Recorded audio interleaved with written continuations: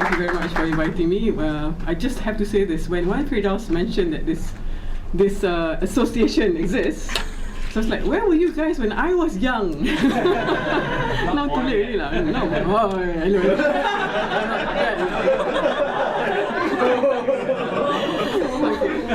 And of course, the next question I had was, what do you want me to talk about? He said, no, you just talk about your experience and then what you're doing now. So I just summarized it in 2 sentences. So I just ramble from when I graduated to today, and then how I got to this weird and wonderful place called Iskandar. And he said, yeah, that sounds right. So that's what I'm going to do. I'm going to ramble. All right, and share with you some of my experiences as to how I got here. And what this weird and wonderful place about Iskandar is all about, and it's not selling land to the Singaporeans, despite whatever people don't say in his blog. Of course, by now we've converted him, by the way, so we had a long session with him last week. Sorry, 2 weeks back. Okay, I'm a civil engineer by training. I graduated from an American university, which I recognize most of you are not from, and in those days, and this was long ago, sometime before you guys were born, when most Malaysian students going overseas chose to go to the UK. So I actually made a conscious decision not to go the traditional route and to try and try explore new things. And I think that sort of described basically how my approach for my life has been, not to do just the traditional and explore new methods, new ways. So anyway, so chose to go to the US. Despite my parents' displeasure and everything else, and then landed up in a very odd little place in Portland, Oregon. Did my first year in a liberal arts college, and for those of you who don't know, in America you cannot decide what to do. You go to liberal arts college. Okay, you do a 4-year stint in some weird degree, and then you decide to specialize, either go to law school or medical school. Okay, anyway, so went to the liberal arts college. By that time, sort of decided that I think I'll do engineering, only because my grades in mathematics and science were pretty good. My grades on everything else was just mediocre, to say the least. So it appears to be science, engineering was the most appropriate route.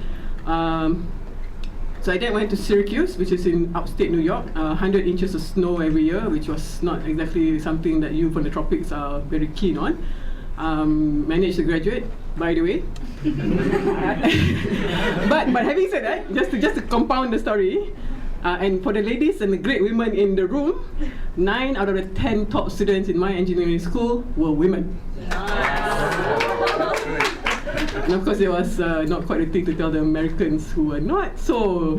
Kalau studying, all the women do very well. But okay. Anyway, so graduated from university, and then I thought I'd be brilliant again. I just turned 21 and got my degree. So again, tried how to do the things different. Decided I'll do my master's directly, and it's not something that I espouse now to my children and certainly younger generation now. Don't go straight and do your master's after university, after your basic degree. You should go work first, get some real experience before you continue. But anyway, at that point in time, I thought I'd be different and be very clever. Go straight to do my master's. Went to UC Berkeley, and again, an American, when you talk about UC Berkeley, they go, wow, very good school. In Malaysia, when you say Berkeley, they say, oh, you studied music. So I must tell you, even your boss, when I say I was in Berkeley, he thought I did a music degree, and he couldn't figure out why this music degree person is in charge of Iskandar. So anyway, it was another long story there. Anyway, so went to UC Berkeley, did my master's, and the other reason why I went to UC Berkeley, not Stanford, or MIT, by the way, which are the other 2 places where I've done my master's, was it was a 1-year program. So I thought I'll be really clever, get my master's in 1 year, basically get both my degrees by the time I turned 22, and this was exactly on the day I got my degree, I turned 22. So again, I thought, okay, very clever, so come back and I'll be the most brilliant person in town. So we'll go to university and teach. So I actually got home and it hit one of our first economic crisis, and this is in the middle 80s. So now you all know how old I am. But having said that, my son's in the room, he's 20. So you all figured out how old I am already.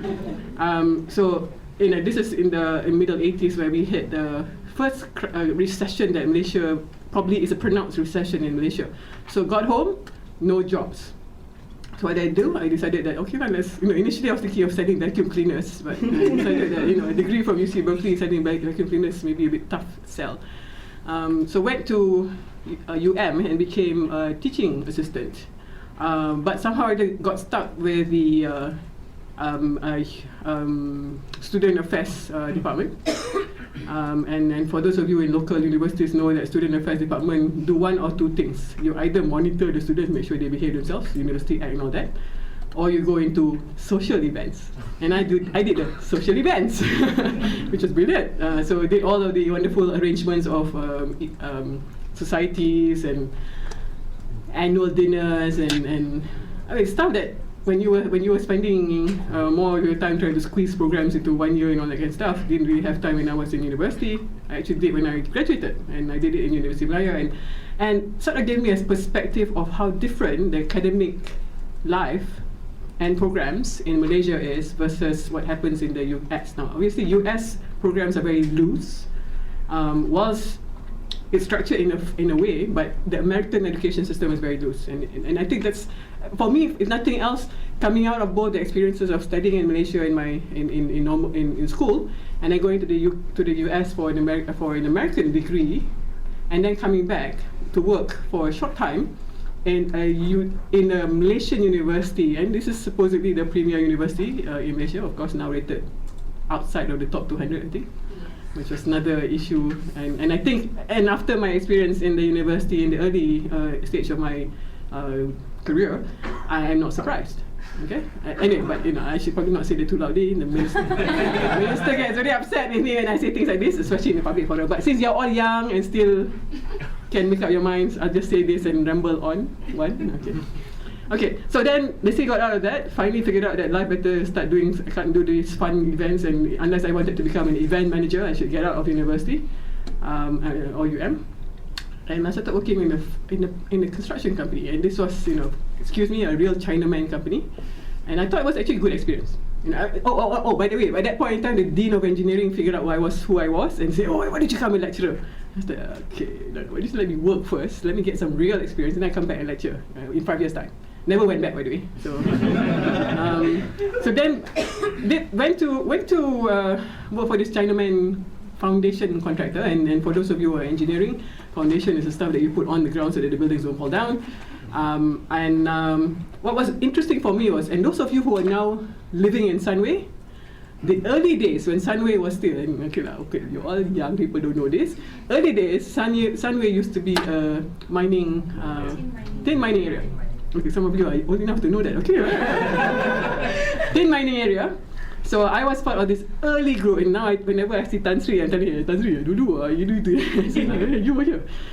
So I was one of those who did site work to try and improve on the grounds, so that you can now have what you see today in Sunway. And I think for me that was an eye opener, where you can improve on existing and make something out of it. Okay, and I think for me, seemingly also going beyond my early days of let's be different for the sake of be different, but now how to be different by converting less usable places into more interesting, more user-friendly, more potentially viable places. So you have a commercial intent, but also at the end of the day, what can we make better use of? And I suppose bottom line, an improvement. Okay, so again, became one of the themes that I then figured that should be what I would want to do.